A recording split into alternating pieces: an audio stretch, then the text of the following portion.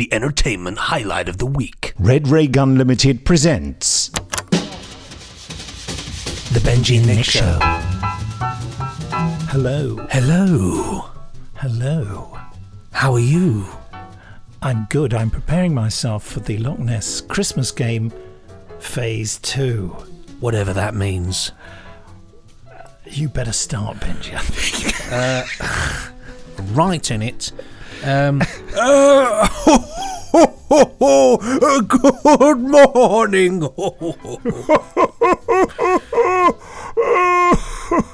Is this the same as Phase 1? Yeah, but what else can I do apart from, I don't know. You could do it as a reindeer. Yeah, rain. Good morning. Good evening. Good food. Magazine. Loch Ness. Oh, blimey. I was so taken aback by the good food, I had to say goodness. I know, I realised I should have said Good Food Magazine. That would have been even funnier. Well, I heard the magazine bit afterwards, but it was too late. Too late, yeah. It's all in the timing for Loch Ness. Tis, you know, I've learnt my lesson. But welcome, but if you won. Yeah, well, I've been on quite a roll lately. It's rather wonderful. If someone's totting up the scores, could someone tot up the scores for the last year? Yes, please do that. Let's waste somebody's time. Because we can't be bothered. Because we can't be asked. Right, well, if you're listening, this is the Benji and Nick Show. We talk about cult television, TV from the past, TV you might remember, TV you might forget, TV, just in general, TV. The letters, T and V. T and V or V and T. We love it all. We review things, we look at things, and we just wax lyrical, really. What are we doing this week? Stop aiming that Captain Scarlet gun at me, no. Sorry. Mr. Rollins. This is the voice of... I'm not Benji, by the way. And I'm not Nick. I'm not Nick. This week, we're in the High Castle, we've called it, because that's one of the programmes we're going to talk about, because we're just sort of doing a summing up of what we've been dipping into recently. Normally, we set ourselves a specific episode of a programme to watch and then talk about. Sometimes we do what we're doing this time. Sometimes we do a bit of commentary, but we're just going to do... and we'll also read out your emails sent to podcast@nicholasbriggs.com. Be chatting to Jamie Anderson, son of the late great Thunderbirds and so much more creator Jerry Anderson, if he's available or willing. Might be he's skiing. On his travels. You know, he is on his travels. So who knows? He said try me, but I've got a funny feeling it's going to be a no-show. Yeah. Should we go straight in and chat about what we've been watching? Do you want to take it away? Yeah. Well, I mean, I've been watching a sort of variety of different things, a cocktail of odd and sort of things which don't really connect. At one point, I decided to watch a bit of The Man in the High Castle, which for in the High Castle, in the High Castle, Low Castle, which is I think it's an Amazon series, and it's all about Amazonian series, all about Amazonians and their jungle snakes. But it's all about a kind of fictional sort of alternative reality where the Nazis and the Japanese, the Axis, has won the Second World War and the world as it stands after that. If I'm brutally honest, I really was quite disappointed actually with kind of how it turned out, because I love all that thing. I love war films. Did it finish then? Pardon? Well, I've not watched the end of it. I'm talking about just in general, just disappointed with how it is, I suppose, really. But I watched about 2 or 3 episodes of it, and I just couldn't get into it. I found it looks gorgeous. They did a great job at kind of the world and the way in which things work, and there were some standout moments, but there was something about it. It just didn't feel. It just didn't feel right. I don't know why. Really, it wasn't quite because the Nazis won. maybe that's the reason. I don't know. Who's in it? I'm not very good with these modern fandangle people. But I have heard that it gets better and it is really good. But I don't know. How long does it go on for? You know, how many seasons have they made? Stars Alexa Davalos, Rupert Evans, Luke Kleintank, DJ Qualis. A lot of people I don't really know. Any of these people? Yeah. It's so far. I think there's 4 seasons, 40 episodes. And it's still going strong, is it? I believe so, yeah. And it's it's obviously very popular, and we're right off kilter here, not liking it. Well, I mean, I'm gonna persevere. I won't with like it just to be on your side. Thank you very solidarity, Reg. I've never seen it, but I think it's rubbish. I mean, it's one of those things. I'll keep watching it because I kind of, I like these kinds of alternative. Past it sounds like a good idea. But I think maybe it's all about the frame of mind. But maybe at the moment I'm kind of wasn't feeling it. But that's fine. What was that BBC series we keep reminding ourselves SSGB. of? SSGB. Or as I like to say, SSGB, because it basically sounded like this, didn't it? You couldn't really hear anything in it at all. It was mixed very strangely, the sound. It's just people saying, have you heard about the war? The what? The war. The what? The war. The what? And the lead guy had they just fucking said very talk like that, didn't he? And that's a shame because he's really good. I can't remember his name. Sam actor. Thingamabobby. I think it's Sam, but he was in that amazing Joy Division movie called Control, amazing. which I adore. Yeah. And he gave he's a brilliant actor. The performance of his career, I think, as Ian Curtis. He lives in Germany now, apparently. Does he really? Interesting. Well, can't blame him. It's an awesome country. But to kind of combat that, I've been watching a lot of Public Eye at the moment. I'm absolutely thick into Public Eye. I just think it's such a wonderful series. This is private investigator Frank Marker, played by Alfred Burke, isn't it? It's just I know we talked about it before, but it's such a lovely series. Beautiful. I'm watching the Brighton ones at the moment, which are they all sort of connect one into another. Is that the first series that exists? No, it isn't, but it's the first series that exists in its entirety, isn't it? I believe so, yes.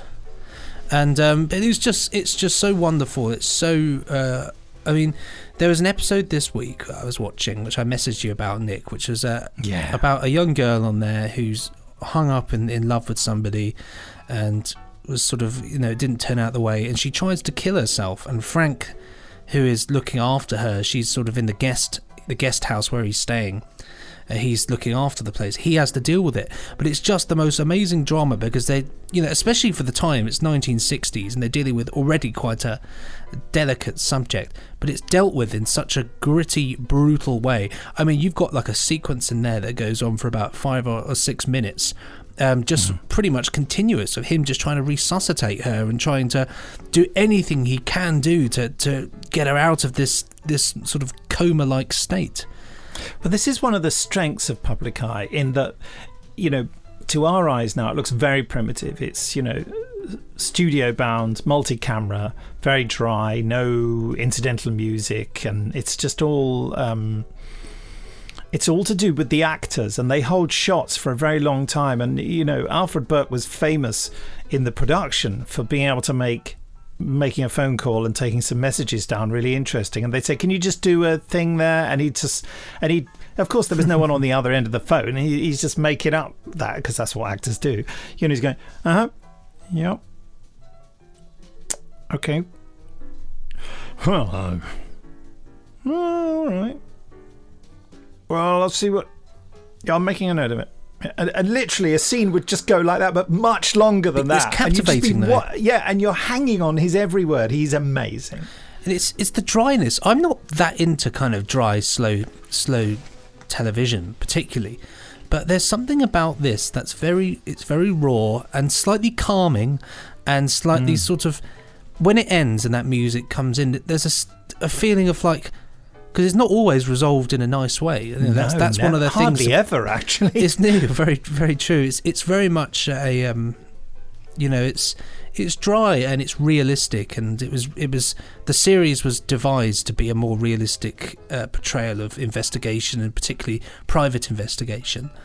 And in a way, it's just, I think it's absolutely ahead of its time. And thank you to Talking Pictures TV for putting it on, because without that, and without Nick actually, you seeing it on there and saying, oh, I remember this, I would never have known this series even existed.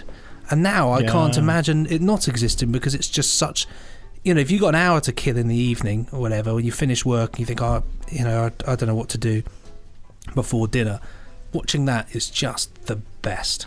Well, it was a top show back in the day. I remember my parents really liked it. I remember once as a kid they trailed it earlier in the evening, and Frank phones someone up and says, "Yeah, someone's trying to put the frighteners on me." And when it came to that point in the episode, I recognised it, and in front of my parents, before he said it, I said, "Someone's trying to put the frighteners on me." And then he said it, and my dad looked round like I'd performed some kind of... He was like, "What? How did you know that?" I said, "I saw a trailer earlier." He went, "Oh, you're not psychic. Leave me alone." But those things, they didn't do big trailers for shows in those days, so it was odd that I'd caught it. But there was something mesmerising about his acting. He's sadly not with us anymore, but something mesmerising about his acting that would make you remember what he said. But it's the thing as well is that you're not... He's sort of Frank, Frank Marker is a very odd character because he's not particularly... He's not likeable. He's not particularly likeable. You're sort of just with him, like I feel very much with him and behind him with everything he does, and I think, oh yeah, Frank, he'll sort that out, but you're not there thinking, there's no real redeeming qualities apart from the fact that he's kind of nice, he's pitiable in a way, isn't he? He's totally, to coin a phrase, screwed up as well emotionally, isn't he? He can't form relationships, but he is nice to people and he is good. He's his own worst enemy as well, isn't he? He very much is. He's a loner, as somebody described on a YouTube video of it.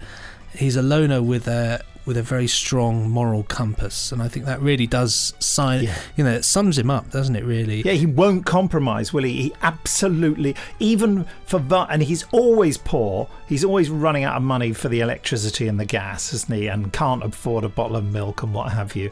Goodness me, the amount of tea and coffee I've seen Frank Martin make.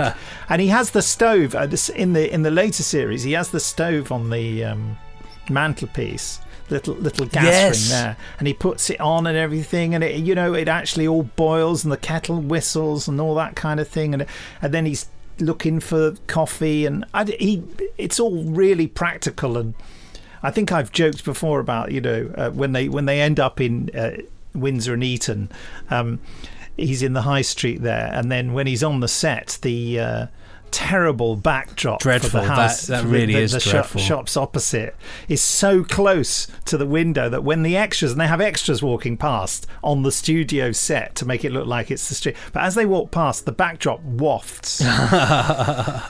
It is dreadful. I remember they did one where it was raining and they've got people running back and forth with umbrellas. It just looked ridiculous, utterly ridiculous.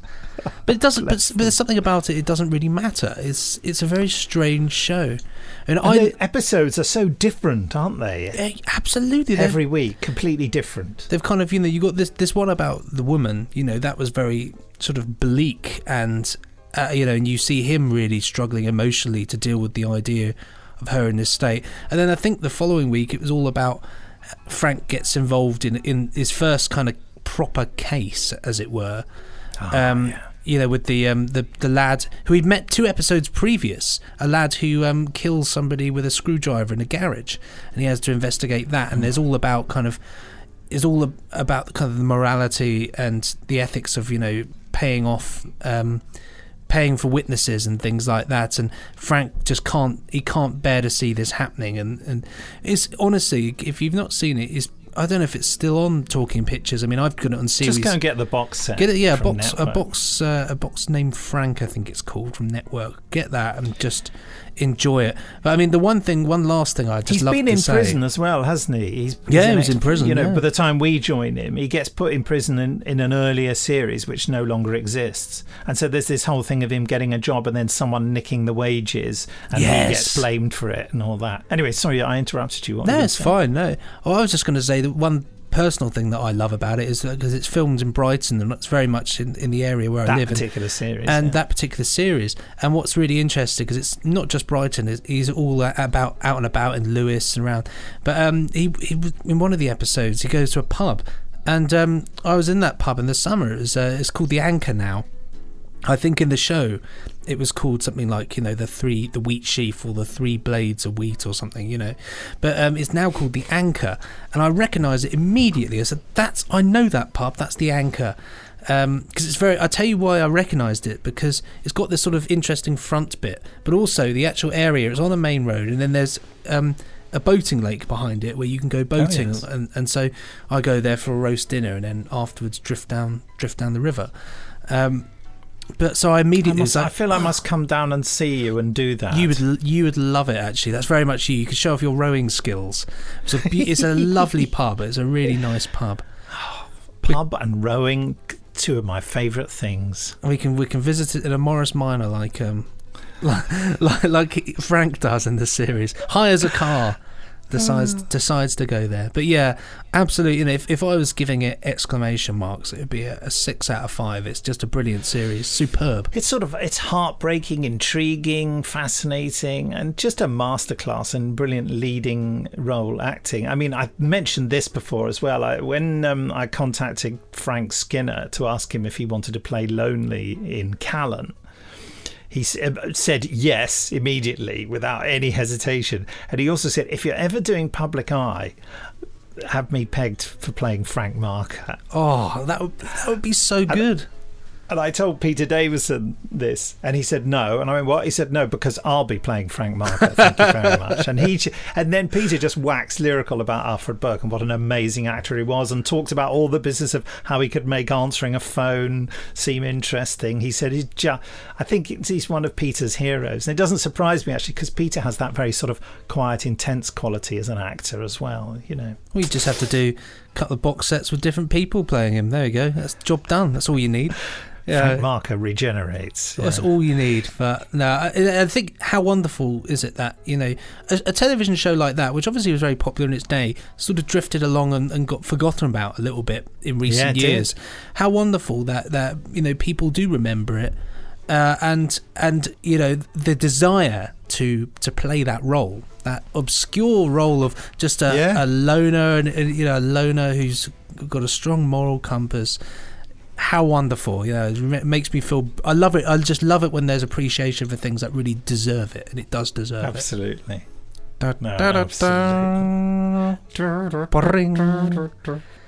Also, the best rendition of the theme tune is definitely the Brighton one. It's calmer and it's the quieter. slower version one, much nicer. They kind of soup it up later.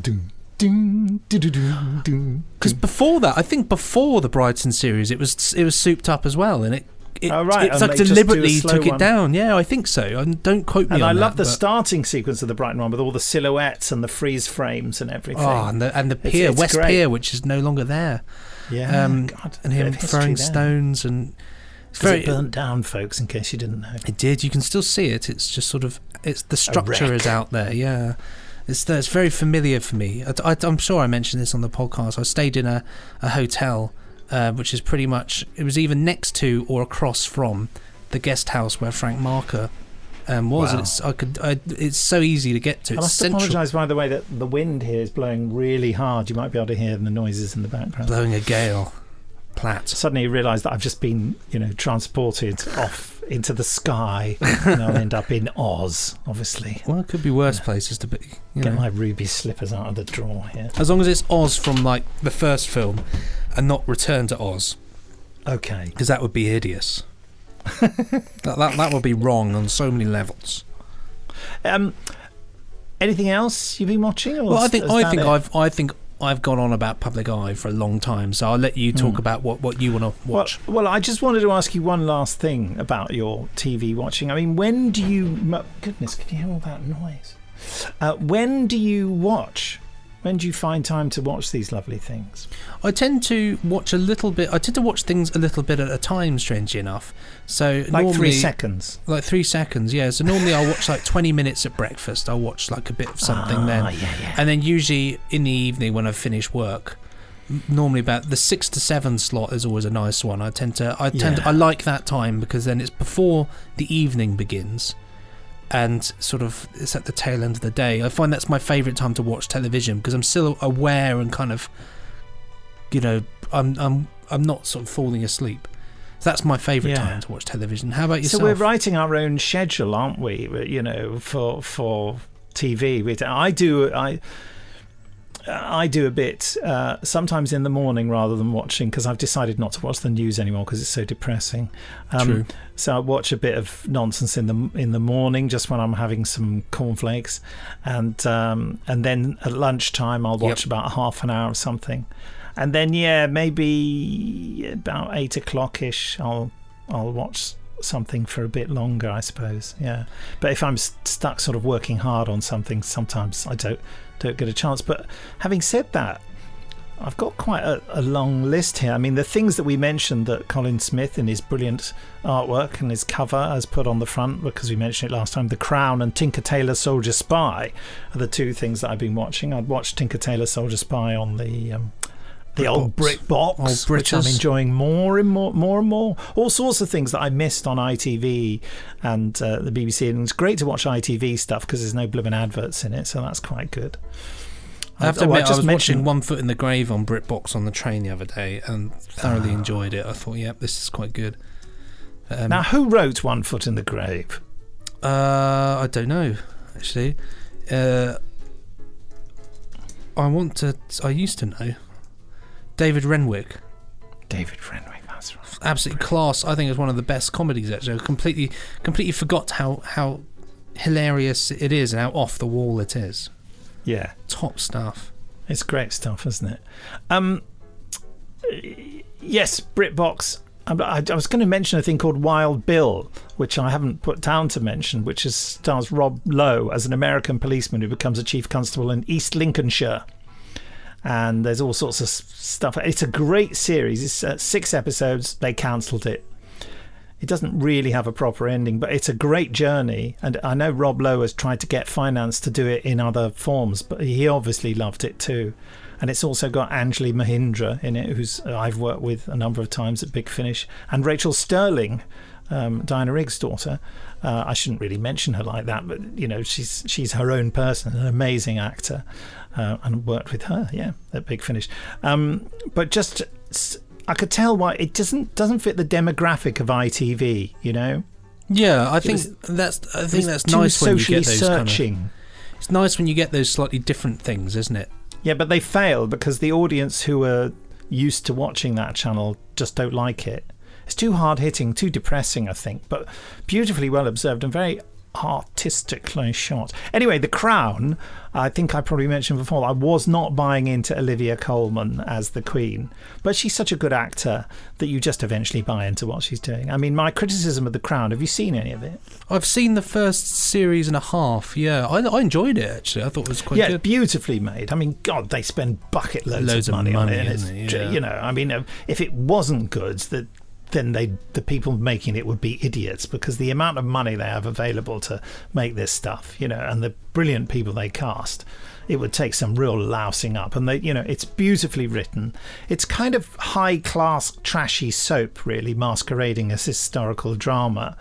And you just, when you're watching it, you keep asking yourself the question, how can they know whether this is true or not? Yeah. And my main criticism of it, this is all in spite of the fact that I absolutely love it and find it really compelling in all its forms. My main criticism of it is that the royal family just seem too nice, and I don't. And when we are exposed to them in reality, in interviews and stuff, they're not that nice. That said, of course, Prince Charles and Camilla, who I've met, people said to me, were they nice? I said, yeah, they're nice. Of course they're nice. If they're not nice, what is the point of them? They get all this money from the public purse, they turn up and they're important. We all get very scared about meeting them because it's like, meeting legends, real life legends. They better bloomin' be nice, and they were. So those are the only two royals I've met. But Olivia Colman is far too emotional as the Queen. There's an episode about how she can never cry. She hasn't got the ability to cry, and inevitably, folks, spoiler alert, she does cry at the end of the episode. But Olivia Colman is such an emotional actor that much of her performance is done with tears in her eyes. So it makes a nonsense of the whole business of her not being able to cry, because I found myself saying to the screen, but I've seen you nearly cry several times in the first few episodes, so don't tell me you can't cry. And I felt that should have been... Anyway, she's great. Olivia Colman is a fantastic actor, and she does a brilliant job and is very compelling. Is it Jason Watkins? Is that his name? Let me have a look. He's worked for Big Finish. He plays Harold Wilson, the Labour Prime Minister, in it. which is a difficult thing because it's difficult not to parody. Yes, it's him. Yeah. Because it's that's him. Yeah, brilliant and lovely man. He's done Big Finish stuff. He's the gas man, isn't he? He's the gas man. What's gas that man? I want to say he played. No, he didn't. In Bottom. I don't think he looks very similar, but it would have been years ago. I never watched Bottom, so I don't know.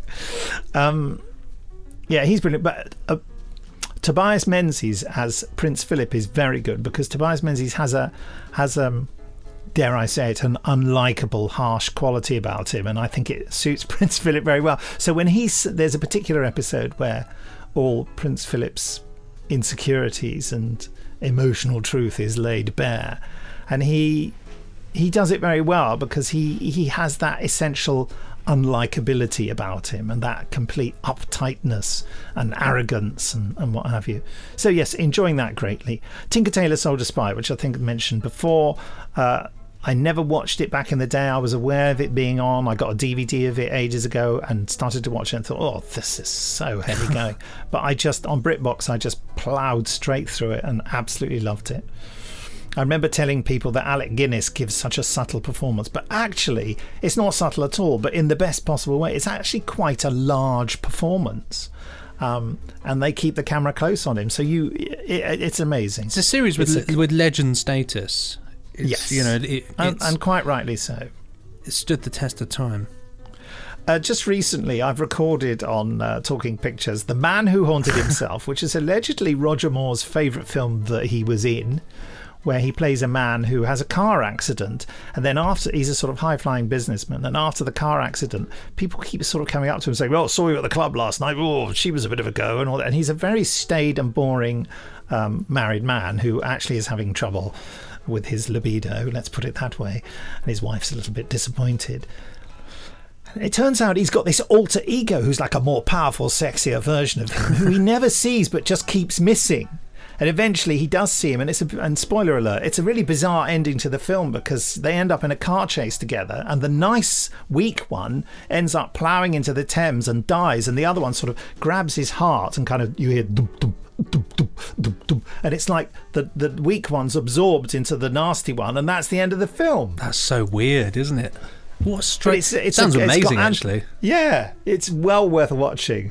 Anton Rogers does a good. He's there, being very much like his number two from The Prisoner. Actually, this slightly suspicious bloke as well. I don't know, Pelham. I mean, And there's a sexy European girl in it whose name I don't remember, and she's just there as eye candy and is constantly. She's one of the floozies he's having an affair with, and she's constantly wearing the sexiest clothes and exposing herself, but in a very soft sort of way.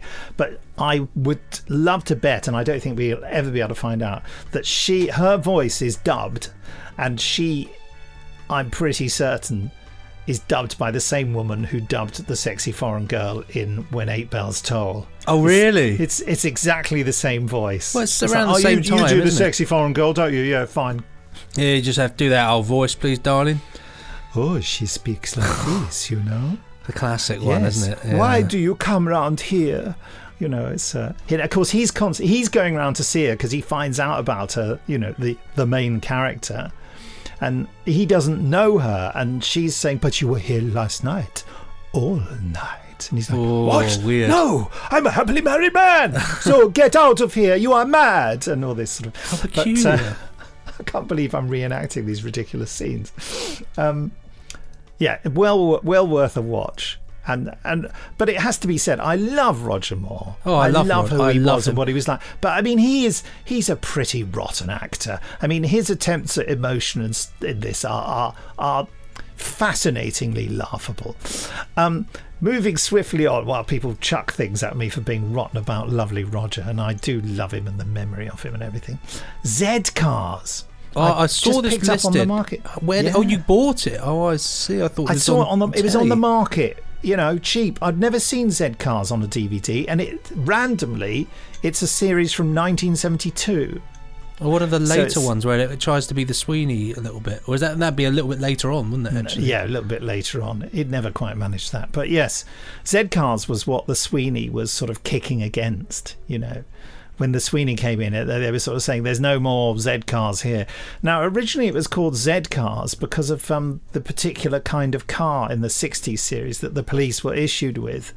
What were they called? Zephyrs? Yeah, Ford Zephyr. Yeah, Zephyr. But the funny thing is, of course, as the series progressed into the 70s, they were no longer driving Zephyrs. They were driving Ford Cortinas and things, and yet they're still calling the series Z cars. But hey, they called Taggart long after Taggart died. So well Blake 7 without Blake. Exactly. Doctor Who without... Oh, no. Anyway, so... So it's in colour. It's 1972. The da da da da da da da da theme has been updated to go. It's a different show. Different show. And it almost sounds like it's going to go into Jesus Christ Superstar at the end. But anyway, Jimmy Ellis playing Desk Sergeant. Oh, I can't remember his name now. Oh, I thought I was going to remember his character name. But anyway. As be sure, he's the Irish guy who's all, that was my terrible Irish accent. And it's really dull as hell, but in a real interesting 1970s way. It's so depressing.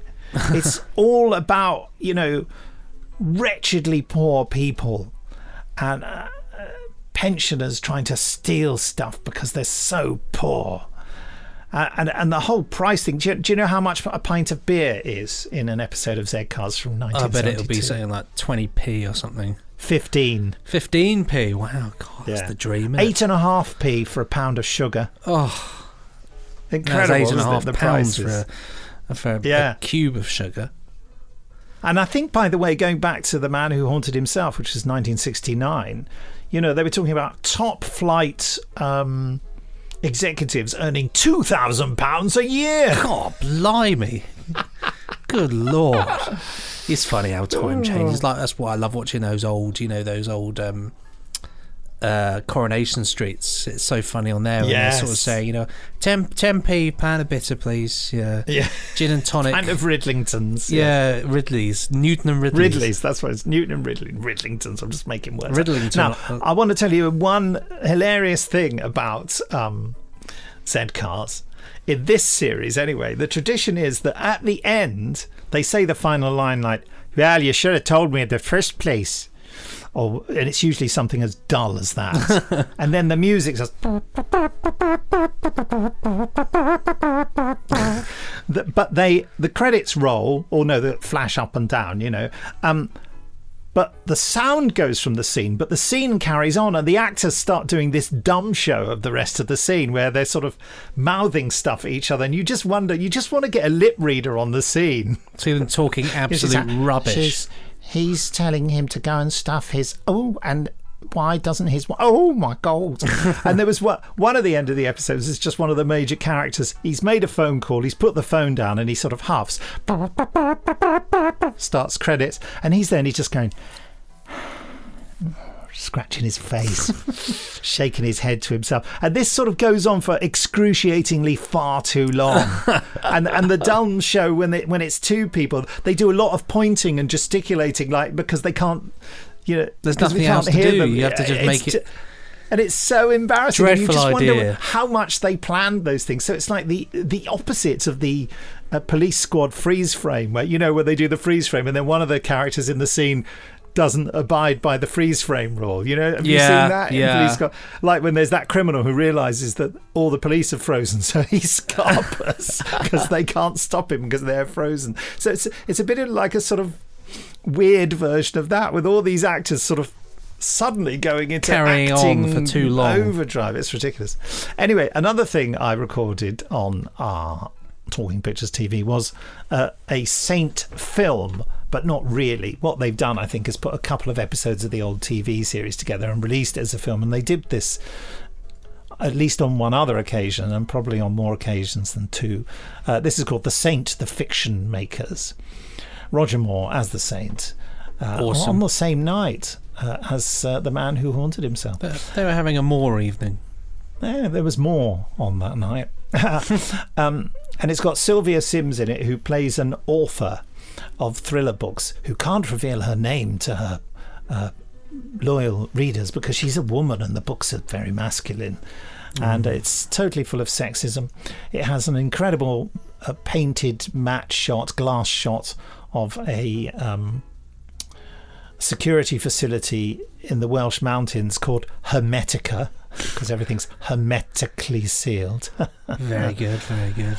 And it's just basically the Saint and Sylvia Sims locked up in a house, trying to get out all the time, and being forced by a nutcase bloke, a bald actor who normally in all those old ITC series he always plays Americans or mad Russians or Germans, but I've never seen him ever play an Englishman. In this, he plays an English eccentric who has decided to model his organisation on the evil organisation in Sylvia Sims' thriller book. So it's an organisation called SWORD, which is the Society for World Operations, Retribution and Destruction or something. I've not quite got that right, but he has read all the books and decided that all SWORD schemes actually work, because she works everything out in great detail, you see. So he wants to rob this Hermetica place because he's worked out that the author of these books would know how. Do you see what I mean? That's a clever idea, yeah. Well, it's bonkers, of course. It's bonkers, but it's interestingly bonkers. But when the Saint meets her, he nearly gets shot by her because she's working out how she'd get free from some handcuffs with a gun and how she'd shoot someone, holding the gun behind her, pointing away and all this. And he comes in through her French windows for some reason, and she nearly blows his head off when she's trying to shoot a dummy in the corner of the room. But anyway, so that's an interesting, and of course it's an interesting movie, and it's got Edward Astley's brilliant music in it as well. More do you need, quite frankly. Fantastic. So there you go. It's a good bunch of things there. Highly recommend. A good selection. It's an evening in itself, isn't it? Really. Not half. Should we read out some emails? Yeah, why not? Why not? Send to podcast@nicholasbriggs.com. Let's do that first. You do that first one. Okay, well, this one was sent on the 11th of the 12th, 2019, and it's from Mark Crozer. Subject: a suggestion. 1634. Good year. Good year, yeah. Hi, Benji and Nick. I have a suggestion for your Christmas podcast episode. Could you do a review of the early 80s BBC Doctor Who spin-off, K9 and Company? K9! I do remember it very fondly, and I've watched it a couple of times since, and I think it's very enjoyable. Thanks, Mark Crozer. P.S. Sorry for the toilet roll rant. I'm over it now. It's all right. Yeah, maybe we'll do that. It's like a taxi rank, but it's full of toilet rolls. Yes, because he was going on about whether the toilet roll went over the top or around the back, wasn't it? Yeah, that's an ongoing thing. I think we had to agree to disagree, and I think that's fine. So K9 and Company, it's so terrible. Nicholas Pegg and Barnaby Edwards, who some people may be aware of, it's one of their favourite terrible things, and they've got loads of quotes from it that they were doing, and Bill Fraser's performance particularly fascinates them. I think there's a line that Bill Fraser says. He says, I think she sent a wire, when he's talking about Sarah's aunt. But apparently he says, no, and actually they sent me the clip, so they're absolutely right. He says, I think they sent a wire. And he's constantly touching his nose. His whole performance is sort of based on nose massaging and he tells the dog to sit, but his S's are rather fulsome, so it sounds like he's saying something else to the dog as well. Perhaps he had a cold. That's all I can think. Yeah, no, it speaks like this, doesn't he? So when he tells someone to... Bad throat. Bad throat, bad nose, bad performance. Oh, well, anyway, so I'll take that under advisement. My copy of K9 and Company, I can't remember where it is, but maybe I could find it. Right, here's the next one. It's from Mark Hurst. It's called My Letter to the Times Moment. It was sent on the 8th of the 12th in the year 1359. Dear B and M. No, wait, that's where I go shopping. Dear N and B. Sorry, B and N. There is a great deal wrong in the world. Much to be outraged about. But my letter to the Times moment, well, to Benji and Nick's show anyway, is the BBC War of the Worlds.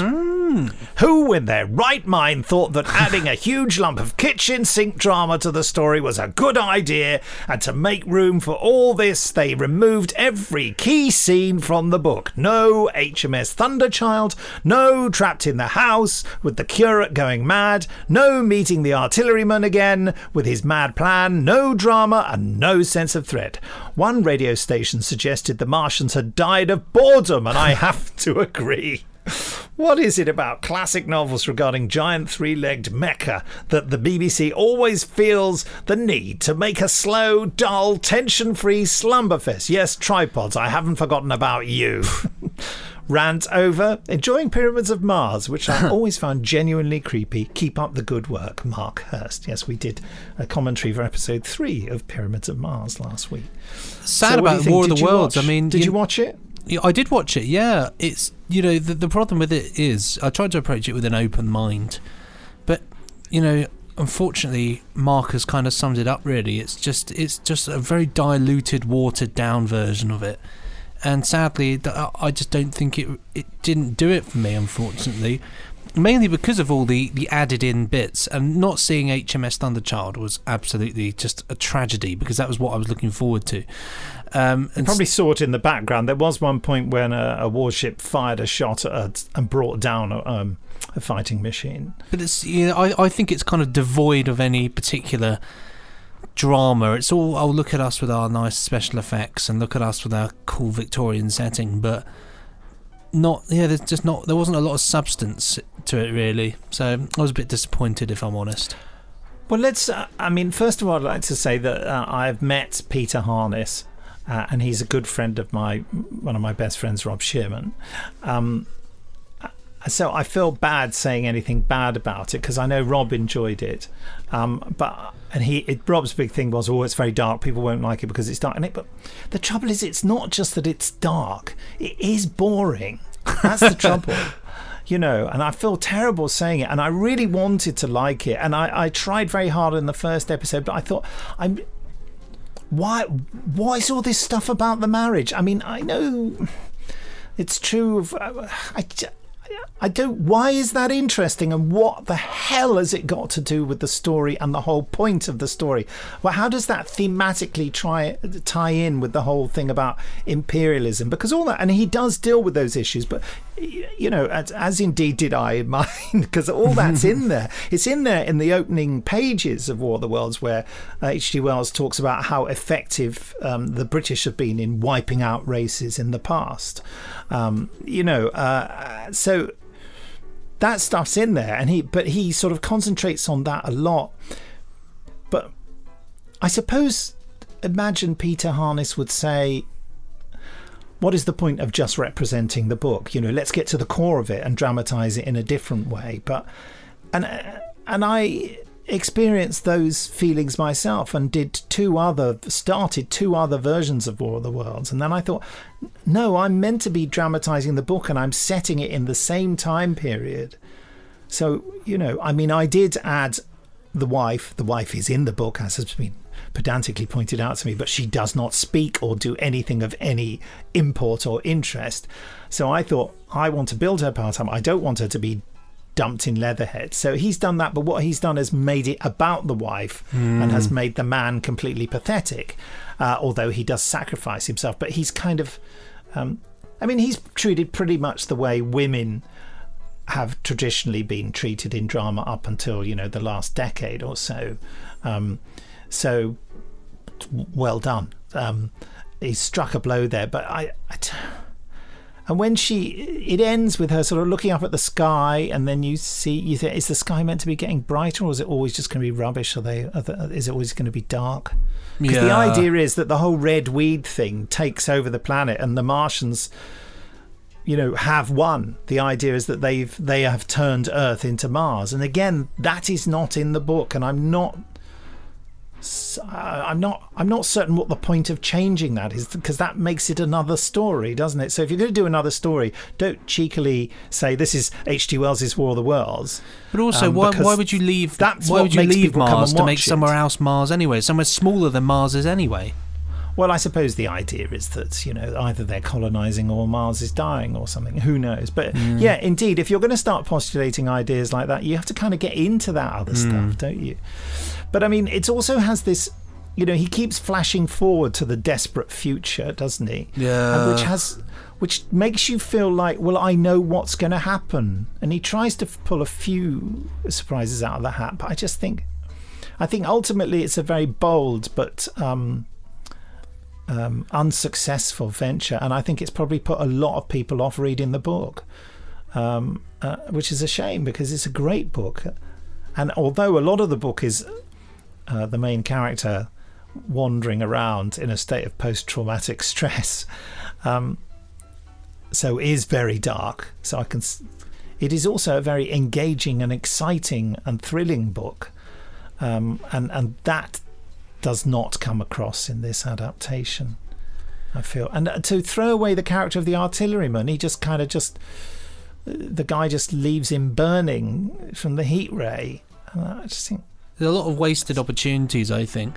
And I mean, having said that, one of the things is that this has been on the list for quite a long time. It was featured years ago in that Christmas trailer, and so all this time we've been getting excited and built up. And when's it going to be released?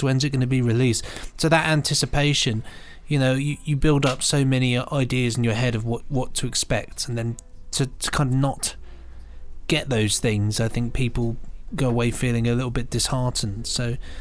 Yeah, I think the production was beset with problems, shall we say. I'll say no more than that. Yeah. So I think it was quite a struggle getting it to the screen. I'm really not convinced that Rafe Spall was very good casting. I think, as I mentioned before, he is a great actor, but he is not charismatic. He has an energy in his performance which is always... He is much better at playing unlikable people. He does not have a likable quality about his acting. He is a very good actor, but you don't love him. You don't care. You're not invested enough, I suppose, in what he's doing to support him and be behind him. And the female actor, I can't remember her name, and she has a great presence and a compelling nature to what she's doing. And that stuff with her son dying in the inverted commas future, it was very movingly done, and I think was done as well as it could be, given that it was this sort of weird, morose creation of Peter Harness's, which has nothing to do with the book, except that maybe he was just feeling a bit depressed when he wrote that, and so he kind of completely goes off the rails and does something with it that is not what the book is about. So I think he should have just written his own story about an alien invasion. Oh, but no one would have made that. Yeah. So instead they call it War of the Worlds, get it made, get people to watch it, but it's not War of the Worlds. What's the point of making War of the Worlds not War of the Worlds? I don't get it. There's a lot of concepts going on, but ultimately I write think, your own thing. Yeah. Don't say it's your adaptation of a famous novel if it isn't. Don't just nick 3 of the ideas. But it's this very fashionable thing, isn't it, of doing things differently. It's like the whole... Wasn't there an episode of Macbeth or something where they were all bin men or something crazy? Like, people always want to do things differently. A production of Macbeth, yeah. Yeah, and, in a way... Yes. In a way... But at least they're using the text, though, aren't they? Well, quite. And in a way with this, I think one of the missed opportunities is the fact that it was authentic in the sense that the setting was the first time we've really seen it in a Victorian setting, and so that in itself is an absolute that appeals to a lot of people, because you're saying I'm watching H.G. Wells' book come to life in the context in which it was meant to be portrayed in. So to then go completely off the rails and do something very different to that, I think has rubbed people up the wrong way, which is sad. But as we always say, we may not like it, but I'm sure there are people out there who love it, and there are probably people that went away from that, and that could change somebody's. Just like Doctor Who changed my career in the sense that I thought I want to get into making programs and doing creative things, it might do the same to somebody else. I'm just thinking maybe we're not clever enough to appreciate what he's doing. Maybe Possibly, he's doing something very clever that we've missed. But it's on BBC One, for goodness sake. it should be accessible. I mean, listen, I'm not being really sort of prosaic about this and saying you have to represent everything that's in the book. I completely, having adapted it in myself for an audio drama, I know that you can't do that, and you shouldn't do that with any book. You shouldn't just say, right, page 1, right, that's scene 1, and what happens in the book is this, right, I'll just write down that happens. That's not, it's taking something from one form and making it work for another. So, for example, I can't remember whether I've ever told you this.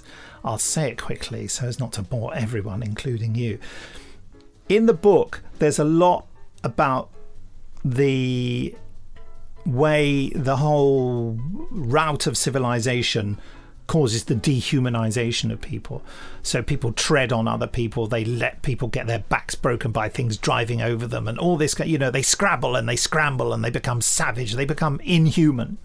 Now, that's all done in massive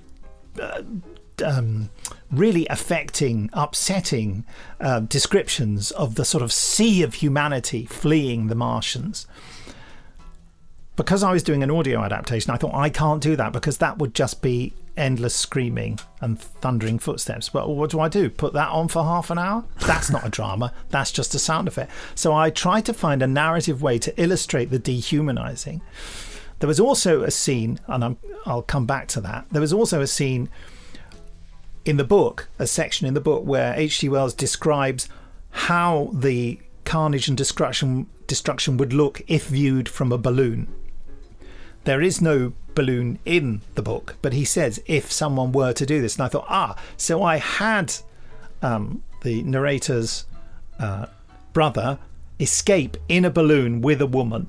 Now he encounters a woman and her mother in the book in a cart, but I thought, well, maybe they're trying to get away in a balloon. And so I have some people trying to fight to get into the balloon, and she has to shoot one of them. Blah, blah, blah. But anyway, they fly up really high, and the mother's already very ill. And in order to get higher, to get out of range of a fighting machine firing at them, the woman, who never liked her mother-in-law, she is, says, I think she's died. And the man says, well, let me check. She said, no, I do think she's died. We better throw her over the side, and then we'll be able to go higher. And she kind of knows that her mother-in-law, although dying, is still alive. And he kind of knows it and doesn't check. And they both push her over the side. And the woman is unconscious and what have you. But in order to escape the Martian death ray. And that's dehumanized on a very personal level as well, isn't it? Well, I thought level. That what I do there now, that incident is not in the book and the balloon's not in the book, but I put it in there to represent something that's in the book that I couldn't otherwise dramatize in that form. You wouldn't need to do that in a TV or film version because you could show the crowd and it would be dynamic and interesting to watch. Whereas on audio, that kind of thing doesn't work. So I tried to find something that's intimate and human that illustrates that level of dehumanization. So that's just an example to let anyone know that I don't think you should stick to everything, but you should find everything that's in the novel and find a way of representing it. And interestingly, the whole thing about the red weed that gets all over the place, H.G. Wells describes it in great detail, but he never gives it any purpose. He never says what it's for or what its effect is, and he says it just dies off when the Martians died. So I remember Matt Fitton, who script edited my version, said to me, you don't really mention the red weed except to say just that it's there and it went away. And I said, but that is a summation of what happened to it in the book. But it's interesting that Peter Harness has taken the red weed and blown it out of all proportion and made it into something that it isn't in the book and made a huge feature of it, which I think that's quite creative and interesting. It's a very creative idea, yeah. But there were so many other things that are in the book that are sort of essential parts of what the novel's getting at that he just completely leaves, and Mark Hurst has mentioned them all. Anyway, that's enough bashing of the poor old War of the Worlds. I feel quite guilty and never mind, I'm over it. This is a note from Tom Hodden to our Facebook page, Benji and Nick Show Cult TV Podcast. Now, he's actually being serious in this one. This was sent on the 30th of November. in the year 1808. Gentlemen, as we reach the beginning of December, I'm about to embark on my regular yearly trawl through my well-worn box set of ghost stories for Christmas, and especially the M.R. James adaptations by the BBC. Although their other short ghost stories, such as their adaptation of The Signalman, are, of course, also excellent. That's Charles Dickens, isn't it? The Signalman. Is that right? Yeah. I'm not sure, actually. I have long been a fan of Christmas chillers as a tradition.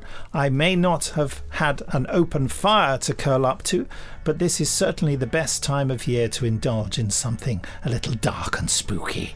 This got me wondering how I might update my tradition with fresher material, and wondered, what if I limited myself to movies from the last decade or so, give or take?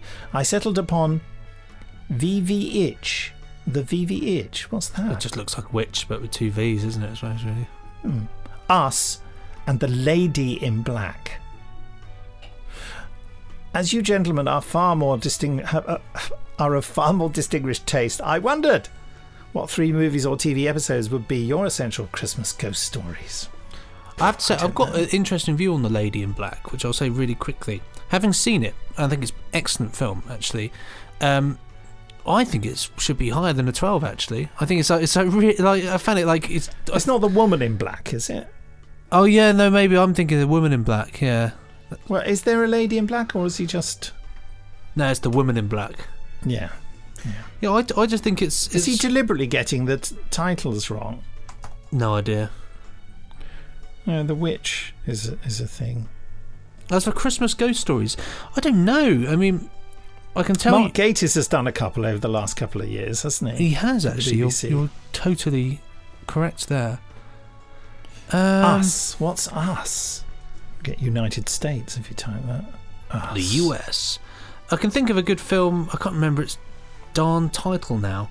The one with Peter Cushing on the train, which has that Christmas segment, which is quite horrific. You know, the one where he's the tarot card man and tells people's fortunes?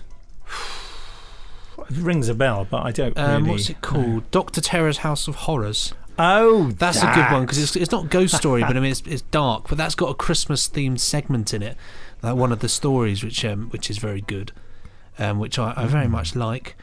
As for other, I suppose it's got to be in the last 10 years. I'm very much the wrong person to ask when it comes to that.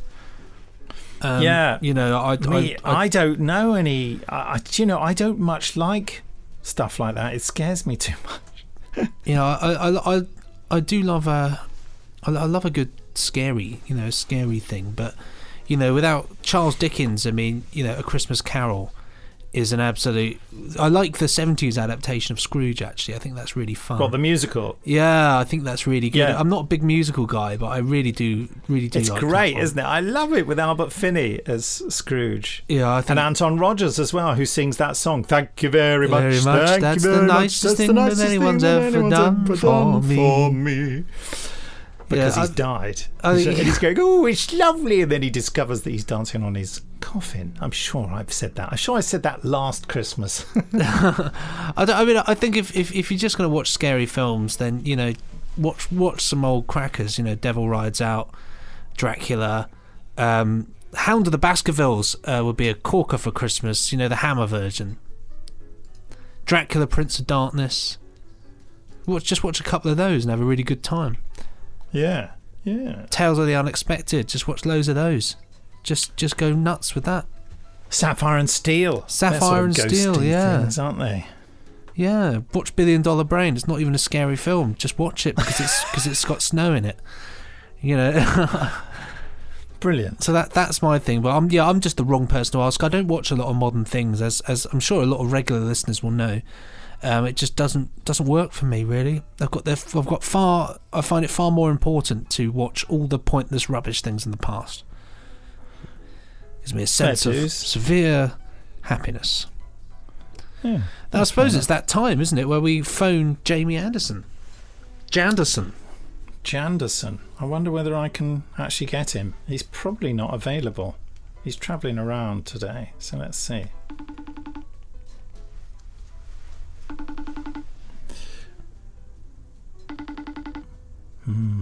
What do we think?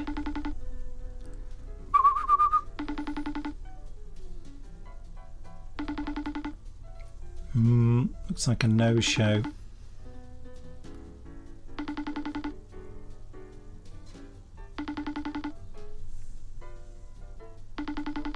That's a no-show, isn't it? Yeah, that's a no-show. That's sad, isn't it? Let us down. It's a bit of a shame. Okay, what are we going to do next time? You had an idea, didn't you? Yeah, we're going to do the Benji and Nick Show Christmas party. Goodness me, what on earth's that going to be? And guess what? I don't know, and that's what makes it even more fun, quite frankly. Let's do it. We just don't know. We just don't know. We're going to do it. Well, let's just get straight up close to the microphone and say thank you very much for listening and joining us. Thank you. It's been a pleasure, and we'll see you next week. Don't forget to send your emails to podcast@nicholasbriggs.com. Goodbye. Pressing stop now. Good job.